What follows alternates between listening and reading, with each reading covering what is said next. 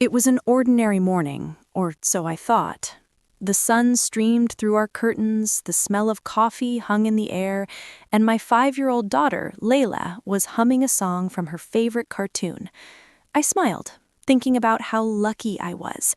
I had a loving husband, a beautiful child, and a home we'd built together. Or at least, that's what I thought. Before going forward in the story, please subscribe my channel. Like and share this video, and write your city where you are watching this video. Now go to the story. When I went to the living room, I found something I could never have imagined. My husband, Sam, was standing there holding hands with a woman I didn't know.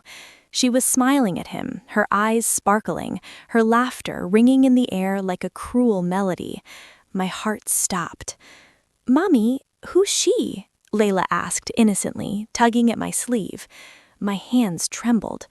"Sweetheart, But Sam interrupted me before I could even speak. "I can explain," he said, his voice calm, almost rehearsed. "It's not what it looks like."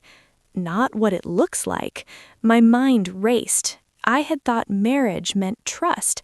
I had thought we had built something real. And now he was smiling at me while holding hands with another woman, as if our years together meant nothing. I couldn't speak. I just stared at him, my heart breaking with every second. Then he dropped the truth like a bomb. "I'm leaving. I'm taking her with me. You'll be okay." Okay? Okay? My world spun. I looked around and saw all the bills stacked on the table, reminders of the life we shared, all of it suddenly feeling meaningless, as if they were symbols of a life that no longer existed. And then I saw the credit card statement Sam had left behind. $1,000. That was all. That was my inheritance of his departure. $1,000 in debt, a house half empty, a life shattered, a daughter too young to understand what was happening. I sank to the couch, holding my daughter close. She clung to me tightly, sensing the tension, the hurt in the air, even if she didn't understand why. "Mommy, why is Daddy smiling like that?" she whispered. I tried to smile, even though it hurt. "Sweetheart, sometimes adults make mistakes, but we'll be okay, I promise." I didn't know how. I had no money, no plan, and no support from the man who had promised to protect us. And yet, as I held my little girl, I realized that she was my only priority. She was my reason to keep going, to survive, to fight. The days that followed were a blur. Sam didn't return my calls. The woman's laughter haunted the corners of my mind. I had to figure out how to feed Layla, pay the bills, and survive all with $1,000 of debt and no help. I started by listing everything I needed to pay: rent, electricity, water, food, diapers. Each number felt heavier than the last. My chest ached as I realized the gravity of the situation. I was on my own, completely alone. Layla watched me silently, sensing my fear without knowing the source. And then she said something that changed everything. "Mommy, we'll be okay. I know it." I blinked. Her small hands rested on my cheeks, her eyes looking up at me with a clarity I couldn't understand. She was 5, she was a child, and yet she spoke with a confidence and hope that I felt I had lost. I held her tighter, tears streaming down my face. She didn't just give me hope, she reminded me that strength didn't always come from money, from support, or from men. Sometimes it came from the smallest, most unexpected places. And in that moment, I made a decision. I would survive. Not just for me, but for Layla. I would find a way to repay the debt, rebuild our lives, and teach her that no matter how dark the world gets, you can rise again. The first step was simple: breathe. The second step: figure out the money. The third step: survive no matter what it took. I didn't know how I would do it, but I knew one thing clearly. Sam had underestimated me, and he had underestimated the bond between a mother and her child. I looked at Layla and whispered, "We'll be okay, I promise." She smiled, That innocent, unwavering smile that somehow made everything feel possible. And that smile became my anchor, my reminder, my reason to fight. Little did I know, the journey ahead would test every ounce of strength I had. It would push me to the brink, challenge my patience, and force me to confront betrayals I never imagined. But it would also teach me something invaluable. Resilience isn't just surviving, it's thriving even when the world seems determined to break you. And it all started with a 5-year-old's words, spoken softly yet louder than any declaration I had ever heard. "Mommy, we'll be okay. I know it." The days turned into weeks, and I started to find a rhythm. Not an easy one, not a comfortable one, but a rhythm that kept Layla fed, clothed, and somehow happy. My body ached constantly, from long walks delivering groceries to late nights writing articles online, but my mind stayed sharp. I learned to calculate expenses in my head, to make do with less, and to find small victories in unexpected places. Every dollar earned, every unpaid bill handled, every night I put my daughter to bed safely was a triumph. Layla adapted to our new life with remarkable resilience. She didn't complain when we ate beans and bread instead of fresh vegetables, or when she had only one toy to play with instead of 3. Sometimes she would surprise me with little acts of love, leaving her drawings on the kitchen table with messages like, "Mommy, I love you," or "We are strong together." These small gestures reminded me that we had something far more powerful than money, each other.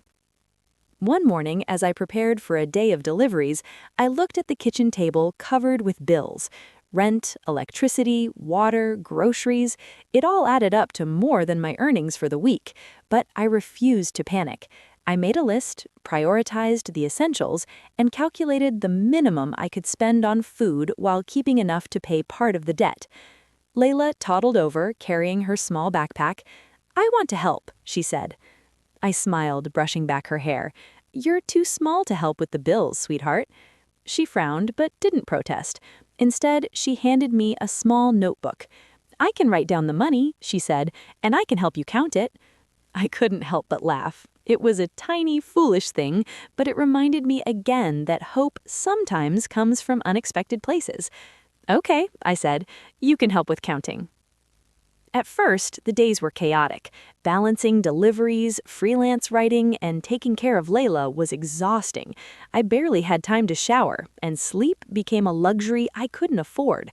Some nights I would sit on the couch, my head resting against the wall, and cry quietly while Layla slept beside me. But I always reminded myself, I was doing this for her and for the life we were going to rebuild. By the end of the first week, I managed to earn just enough to buy groceries for the week and pay off a small portion of the debt. It wasn't much, but it was something. Every dollar counted. Every small victory mattered. One evening, as I was preparing dinner, my phone buzzed. It was Sam. I froze, my hand hovering over the knife. Seeing his name on my phone felt like a punch to the gut, but I picked up, trying to keep my voice steady. "Hello?" I said cautiously. "Hey, I just wanted to check in," he said casually. "Check in?" I asked, my voice tight. "Yes," he said, hesitating slightly. "I wanted to see how you and the baby are doing." "She's fine," I replied, my tone cold, "and so am I." There was a pause on the line, and then he asked cautiously, "You don't hate me?" I laughed bitterly. "You've done enough to earn that answer. Maybe someday I'll tell you how I really feel." He didn't argue. He hung up. After the call, Layla looked up at me, sensing my distress. "Mommy, who is that?" she asked softly. "Someone who made a mistake," I said gently. "But are we okay?" she asked. "Yes," I said firmly, even though my heart still ached. "We're okay. We're going to get stronger every day, you and me." Her smile, that innocent, unwavering smile, reminded me again why I had to fight. I wasn't surviving for myself, I was surviving for her. Over the next few weeks, I slowly began to feel a sense of control returning. I established a routine: morning deliveries, afternoon freelance writing, evening homework with Layla, and late-night planning for the next day. I learned to make the money stretch, finding ways to reduce expenses, reuse items, and find creative solutions for meals. Layla became my little assistant. She would help me organize receipts, count change, and even audit my calculations with her small hands and determined frown. Sometimes she would get frustrated when I corrected her math, but she always came back with a smile. Her presence reminded me that life was still beautiful, even in the midst of chaos. Then, one day, while organizing bills, I realized something startling. I had survived an entire month almost entirely alone. No help from Sam, no financial support, no sympathy from the world. I had done it, me and my 5-year-old daughter. We had eaten, we had slept, and we had stayed afloat. The realization hit me like a wave. I wasn't just surviving, I was capable. I had strength I didn't know I possessed, and that strength would carry me forward. But survival wasn't enough. I needed more. I needed to erase the debt completely, regain my independence, and build a life where Sam's betrayal couldn't touch us again. I started looking for more stable work, applying to better-paying freelance jobs, and even exploring small business ideas I could run from home while taking care of Layla. The days were long, but each step gave me hope. Each earned dollar became a symbol of resilience, and slowly, the despair that had threatened to swallow me began to fade. Layla noticed the change in me too. One afternoon, as we sat coloring at the kitchen table, she looked up and said quietly, "Mommy, you're not sad anymore." I blinked. She was right. I was still tired, still stressed, still angry at Sam, but I wasn't defeated anymore. Not completely. Not while I had her and our small victories to remind me of what mattered. That night, after putting Layla to bed, I sat at my desk planning the next month. I wrote down every goal, every step I needed to take to get out of debt and build stability. I realized that while Sam had left me with betrayal and a mountain of challenges, he had also inadvertently forced me to discover a strength I didn't know I possessed. And as I drifted off to sleep, exhausted but determined, I whispered to myself, "We'll get through this. Layla and I will be okay." By the start of the 4th week, I had begun to notice subtle changes in our lives. Nothing drastic, nothing that would make an outsider notice immediately, but to me, every small improvement felt monumental. I had managed to negotiate slightly higher pay for a few freelance articles I'd been writing, and the delivery job had become easier as I learned the routes, the timing, and which clients tipped generously. Every dollar I earned was carefully documented in my notebook. I watched as the debt slowly decreased, inch by inch. It wasn't much, but progress was progress. Layla noticed too. She would comment on small victories with excitement, as if each coin we saved was a treasure. "Mommy, we have $10 more than yesterday," she exclaimed one morning, pointing to the neatly organized stack of cash on the kitchen counter. "Yes, baby, $10 closer to being free." Her words were always a reminder of why I was doing this, why every blister, every late night, every stressful calculation mattered. One evening, as we were cooking dinner together, I noticed a familiar tension creeping into my chest. Sam had called again. His voice was casual, light, almost playful. "Hey, I heard you've been busy. How are things going?" I stared at the phone for a long moment before answering. "We're managing." "Good," he said. "I was thinking about coming by tomorrow." My stomach dropped. I wasn't ready for him. Not yet. Not while the wound was still fresh. Not while I was trying to regain control over our lives. "I don't think that's a good idea," I said carefully. There was a pause. Then he asked, "Why not?" "Because we're doing fine without interruptions," I replied. He hesitated, then said quietly, "I just want to see my daughter." I glanced at Layla, who was stirring the pot of soup with careful concentration. Her hair fell over her forehead, and she looked so grown up in that moment. I realized she was too young to be a pawn in their drama, but I also knew she deserved her father, even if he had failed us. "Fine," I said slowly. "You can come, but only for a short visit, and you'll respect our time here." "Of course," he replied. The next day, Sam arrived. He looked awkward, as if he didn't know whether to smile or apologize. Layla ran to him, and for a moment I allowed myself to relax. She deserved her father's attention. But as the visit continued, I realized something important. He had no idea what it took to survive without him. He had left me with debt, fear, and responsibility, yet now he walked in as if nothing had changed. I watched him quietly as he tried to entertain Layla with small games, bought her a small toy, and spoke in gentle tones. I didn't interrupt, but I kept a careful eye. I wanted him to know I was no longer dependent on him. I was in control of our lives. After the call, I reflected on the visit. Layla had been happy, but I had seen something in Sam's expression, a flicker of guilt, a trace of regret. I didn't know if it was enough to change him, but it gave me something I hadn't had before: clarity. He was no longer the center of our universe. I was, and that realization gave me strength. The following weeks were a whirlwind. I started taking on more freelance work, stretching my delivery shifts longer, and finding ways to cut expenses further. We ate simpler meals, reused what we could, and embraced a new minimalist lifestyle. Every day was a challenge, but it also became a testament to our resilience. Layla continued to grow in her own way. She was more confident, more independent, and remarkably empathetic for her age. One afternoon, she came to me with a notebook filled with her drawings and tiny messages. "Mommy, we are strong. We can do anything. No one can break us." I hugged her tightly, tears streaming down my face. She didn't realize it, but her words fueled me more than any amount of money or external support could fuel me. But just as we began to feel some stability, the days that followed felt like a turning point. I had survived the worst of the shock and the immediate scramble to keep food on the table. Now I had to focus on building a sustainable life for Layla and me. I set myself small goals each week: pay off a portion of the debt, save a little money, and keep our routines consistent. Each accomplishment, no matter how minor, reminded me that I was in control of our future. I started noticing changes in myself I hadn't realized before. The panic that used to grip me at the sight of bills or Sam's name flashing on my phone was beginning to fade. I still felt anger and hurt, but they were no longer paralyzing. Instead, they fueled me. I would work longer, plan smarter, and find ways to make each day count. Layla, too, seemed to sense a shift. She became more attentive, helping me in little ways, counting money with me, carrying groceries, reminding me of tasks I'd overlooked.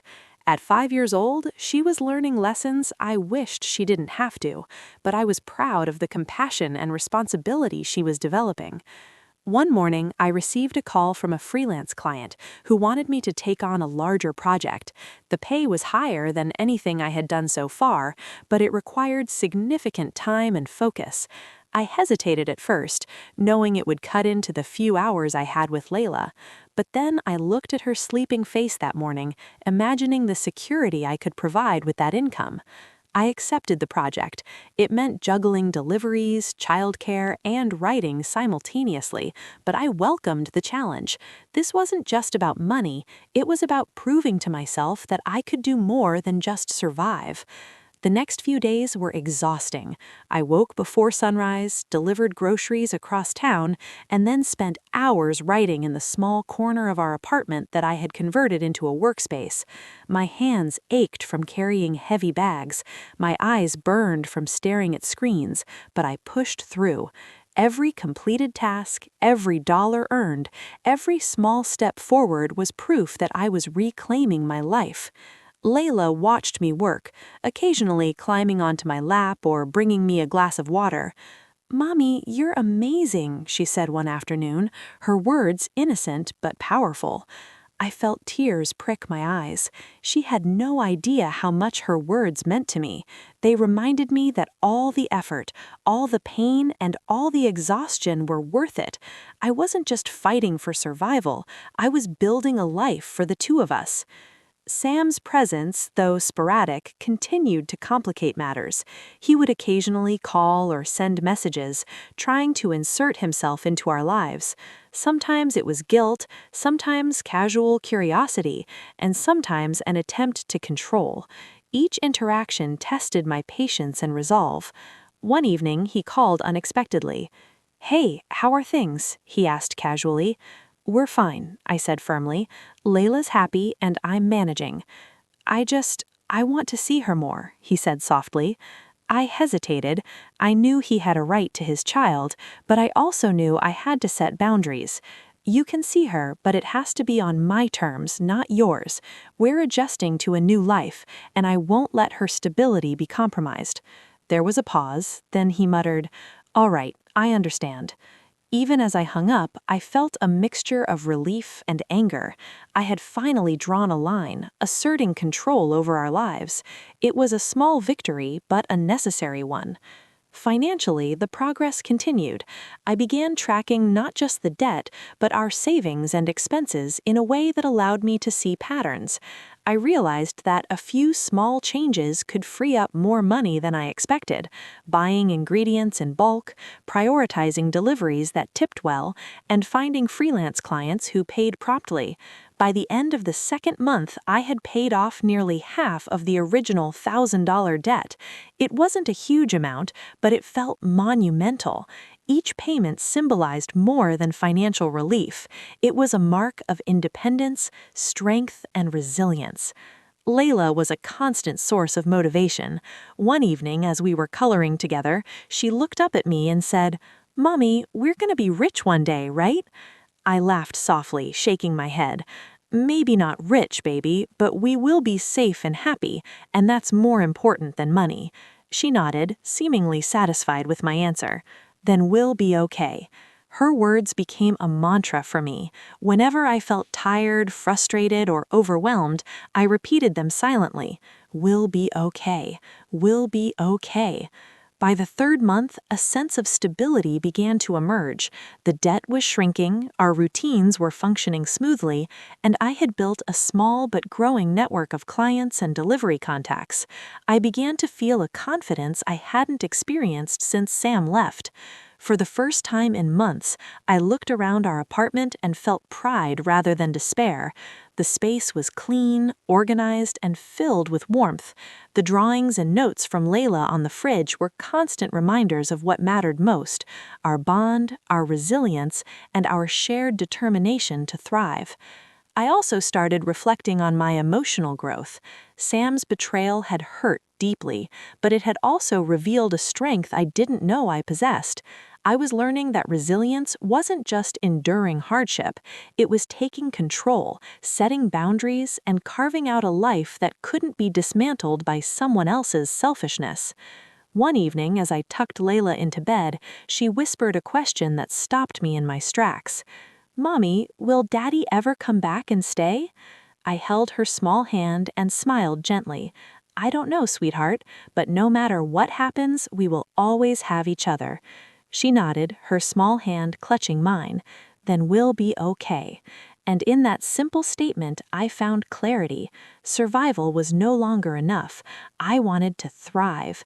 I wanted a life of security, love, and freedom from the past. And now, with every step forward, I was closer to that life. By the start of the fourth month, our lives had begun to settle into a new kind of rhythm, not perfect, but steady. The early chaos had softened into routine, and for the first time since Sam left, I felt like I could breathe without panic gnawing at my chest. Each day still demanded effort, but it was effort I had chosen to give rather than being forced upon me by crisis. Financially, I was making real progress. The debt that had once seemed insurmountable was now within reach of being fully repaid. I tracked every dollar meticulously, celebrating each small victory as if it were a milestone marathon. Even Layla noticed. She would sit beside me, holding her little notebook, and insist on helping count the money. "Mommy, we're getting closer," she would cheer. Her excitement made me laugh and reminded me that this fight wasn't just about numbers, it was about security, independence, and hope. I also started looking beyond survival, thinking strategically about our future. I began setting aside small amounts of money for emergencies, planning for better schooling for Layla, and even considering a long-term home improvement project. Each plan I made felt like reclaiming control over our lives, something Sam had tried to rob us of. My freelance work had expanded, clients began to recognize my reliability, and I was receiving more offers than I could reasonably accept. I realized I could turn my skills into a sustainable income stream.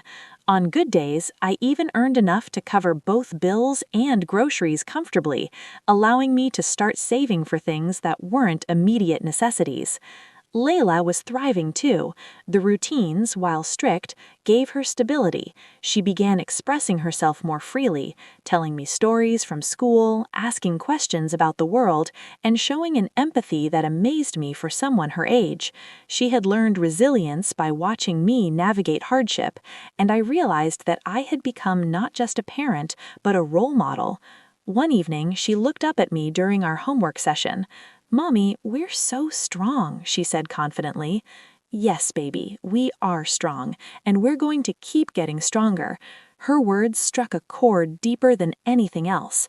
Strength was no longer just about surviving Sam's betrayal or the debt he had left behind. It was about building a life that could withstand any challenge. Despite the progress, Sam's intermittent presence remained a complication. His calls became more frequent, sometimes casual, sometimes guilt-ridden. One afternoon, he showed up at our apartment unannounced, asking to see Layla. I braced. He looked uneasy, like a man unsure of the boundaries he had crossed. I want to see her," he said quietly. "You can see her, but it has to be scheduled and you respect our time here. We've built a routine and we won't compromise our stability." He paused, then he muttered, "All right, I understand." Even as I hung up, I felt a mixture of relief and anger. I had finally drawn a line, asserting control over our lives. It was a small victory, but a necessary one. Domestically, our lives had grown more organized. I implemented systems for grocery shopping, bill tracking, and even household chores. Layla loved participating in little tasks, folding laundry, counting coins, or helping plan our meals. It gave her a sense of contribution, and more importantly, it helped her understand responsibility without fear or resentment. One night, after a particularly long day of deliveries and writing, I sat quietly at the kitchen table, counting the money we had saved that month. I felt a wave of accomplishment wash over me. We were not only surviving, we were making progress, slowly but surely. Layla climbed onto my lap, her small head resting on. By the 6th month, life had taken on a rhythm that was both exhausting and comforting. The initial chaos had faded, replaced by routines that allowed Layla and me to function, even thrive, despite the shadows of the past. I had learned to manage my time, balance work, and care for Layla without losing myself in the process. Each day brought its own challenges, but I had discovered a strength in myself I never knew existed. Financial progress was tangible now. The $1,000 debt that once seemed like a mountain had dwindled significantly. I could see the light at the end of the tunnel. Each payment made me feel a little lighter, a little freer, and a little more in control. I celebrated quietly whenever a portion was paid off, marking it in my notebook with a small star, reminders that each step forward mattered. Layla often joined me in these small celebrations, clapping her tiny hands and squealing with joy. "We're winning, Mommy," she would say. Her enthusiasm was contagious, and it reminded me that the fight wasn't just about survival, it was about building hope and confidence for both of us. With the debt slowly shrinking, I began thinking beyond immediate survival. I explored side hustles and ways to grow our income without sacrificing time with Layla. I experimented with selling handmade items online, tutoring neighborhood children in the afternoons, and taking on higher-paying freelance assignments. It was exhausting, but each new opportunity felt like a step toward true independence.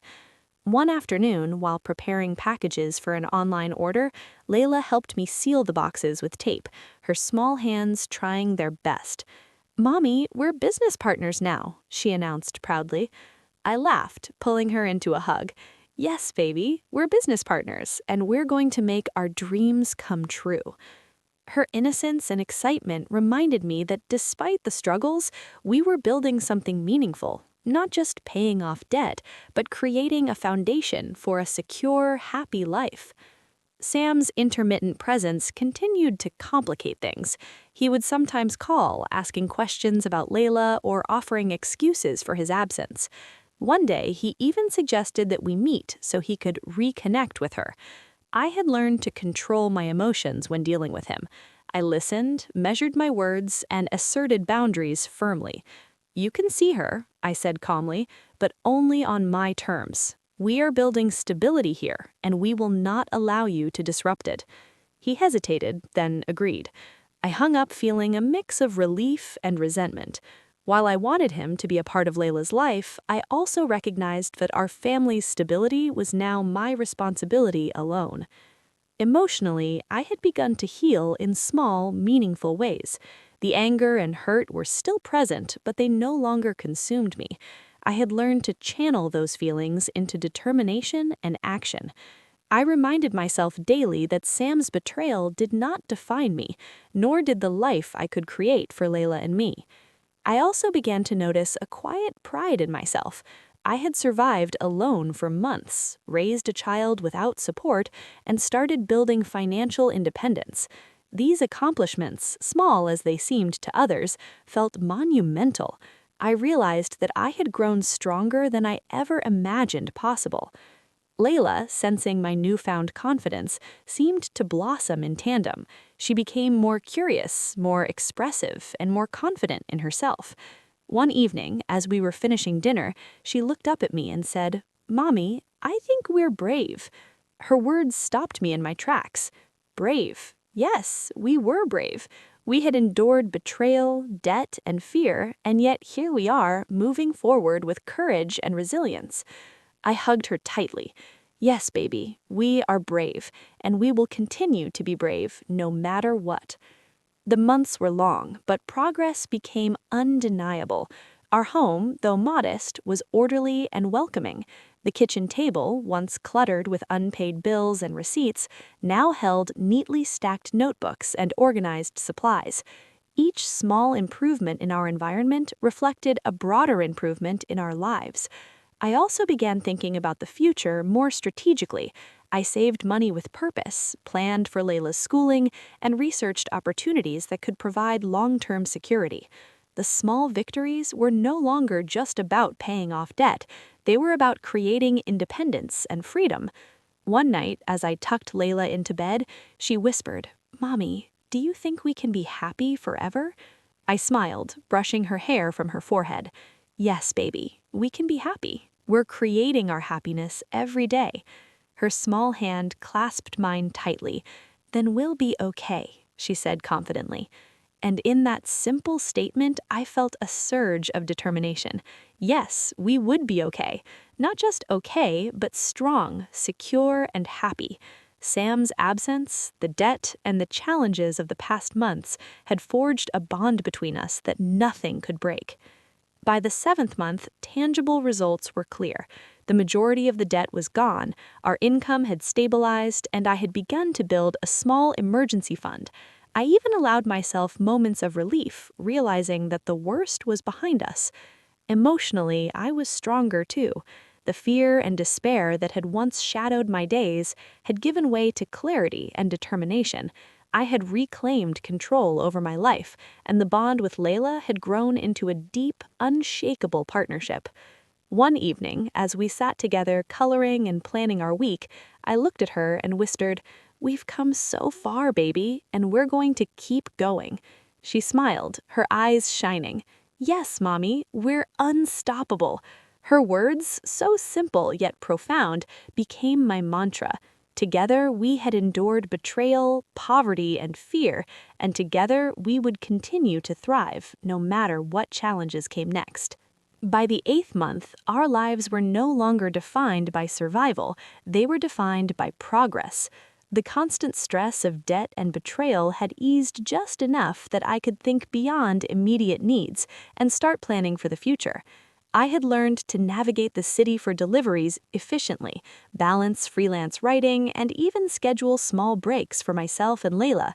Every day brought challenges, but now they were ones I could face head-on without panic. Financially, the transformation was remarkable. The $1,000 debt that had once felt like a mountain looming over our heads was almost completely gone. Each payment I made was a small victory, but the cumulative effect was empowering.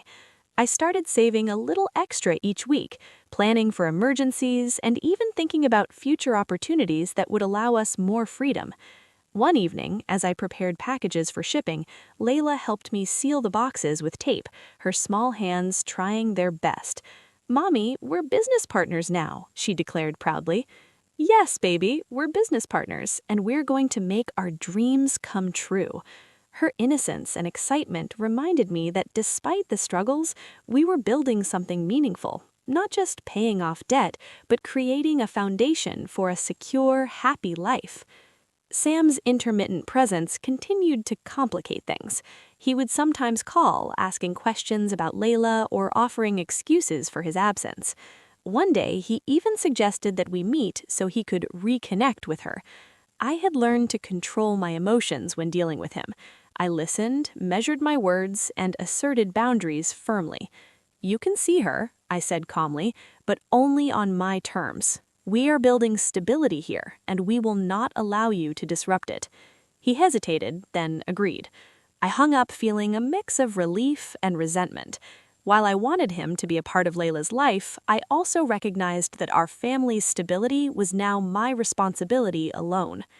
Emotionally, I had begun to heal in small, meaningful ways. The anger and hurt were still present, but they no longer consumed me. I had learned to channel those feelings into determination and action. I reminded myself daily that Sam's betrayal did not define me, nor did the life I could create for Layla and me. I also began to notice a quiet pride in myself. I had survived alone for months, raised a child without support, and started building financial independence. These accomplishments, small as they seemed to others, felt monumental. I realized that I had grown stronger than I ever imagined possible. Layla, sensing my newfound confidence, seemed to blossom in tandem. She became more curious, more expressive, and more confident in herself. One evening, as we were finishing dinner, she looked up at me and said, "Mommy, I think we're brave." Her words stopped me in my tracks. Brave? Yes, we were brave. We had endured betrayal, debt, and fear, and yet here we are, moving forward with courage and resilience. I hugged her tightly. "Yes, baby, we are brave, and we will continue to be brave, no matter what." The months were wrong, but progress became undeniable. Our home, though modest, was orderly and welcoming. The kitchen table, once cluttered with unpaid bills and receipts, now held neatly stacked notebooks and organized supplies. Each small improvement in our environment reflected a broader improvement in our lives. I also began thinking about the future more strategically. I saved money with purpose, planned for Layla's schooling, and researched opportunities that could provide long-term security. The small victories were no longer just about paying off debt. They were about creating independence and freedom. One night, as I tucked Layla into bed, she whispered, "Mommy, do you think we can be happy forever?" I smiled, brushing her hair from her forehead. "Yes, baby, we can be happy. We're creating." By the 10th month, the transformation in our lives was undeniable. The debt that had once haunted me was completely repaid. The constant stress that had dominated every day was gone, replaced by a growing sense of control and confidence. I had learned how to manage finances, work efficiently, and prioritize both Layla's and my own well-being.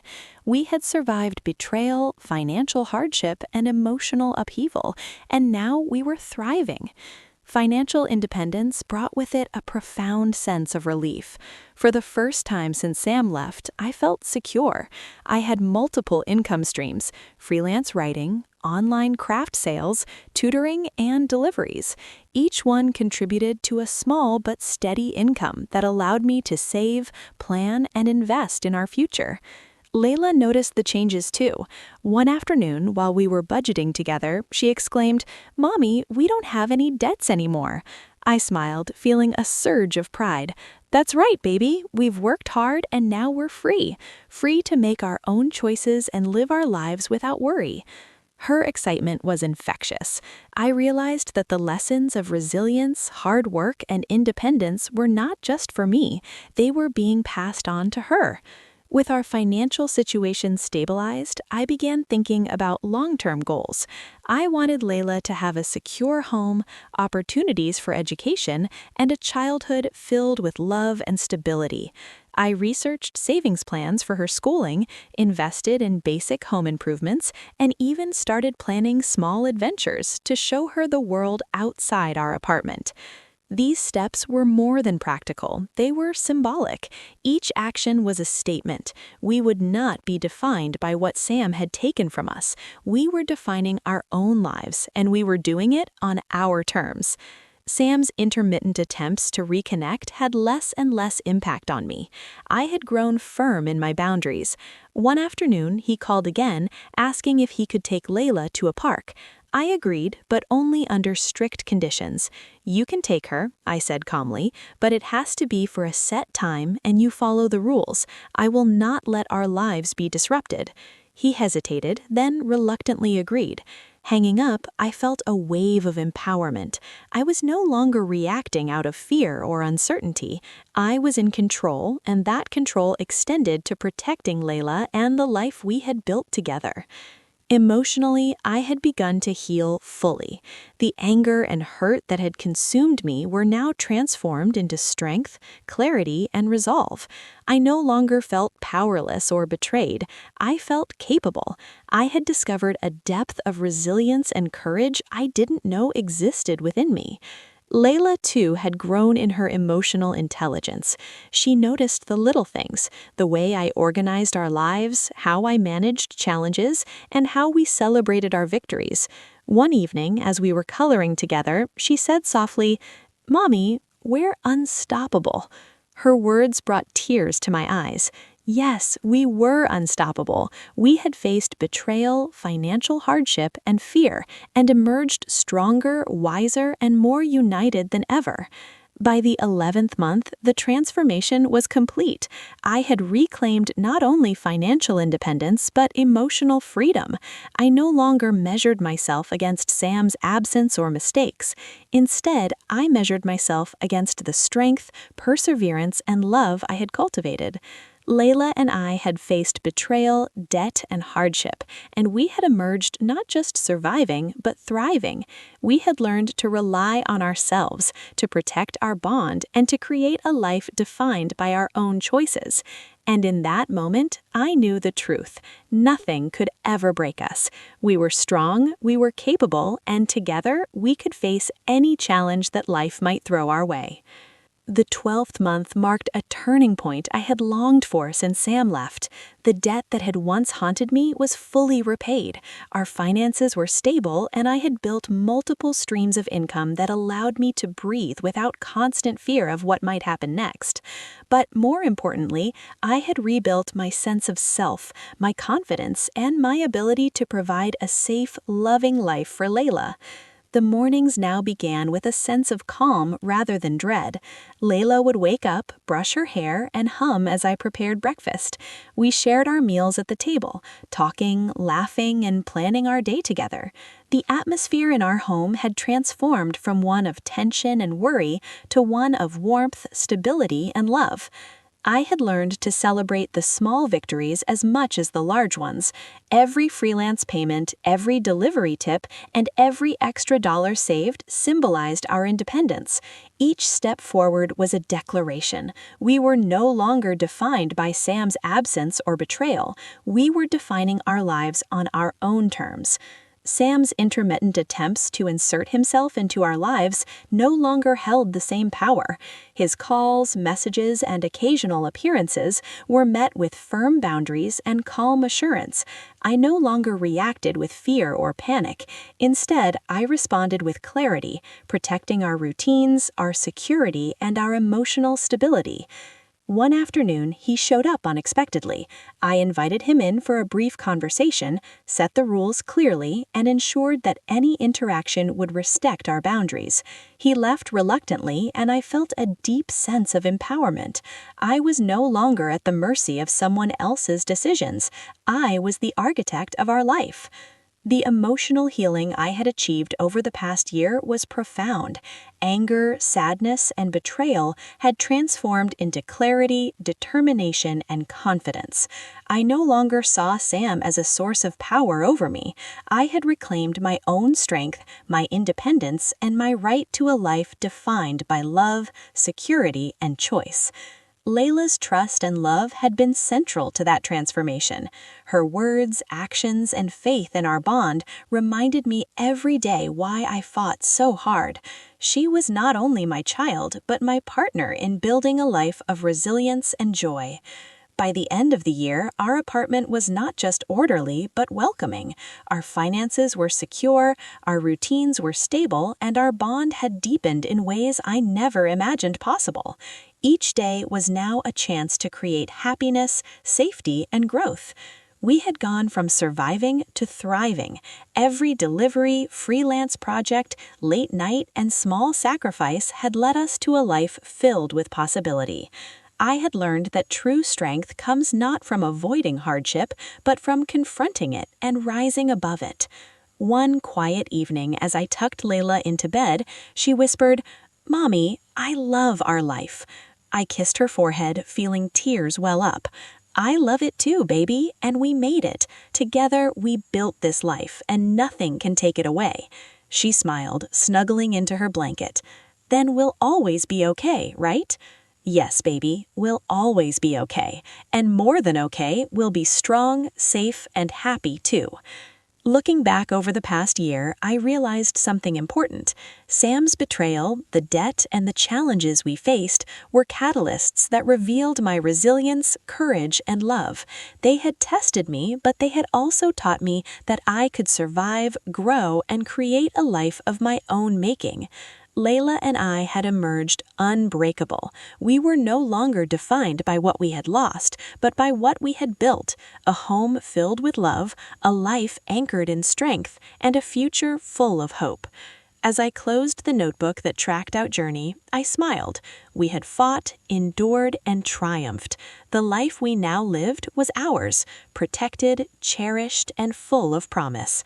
And no matter what challenges might come next, I knew this truth: together, we were unstoppable.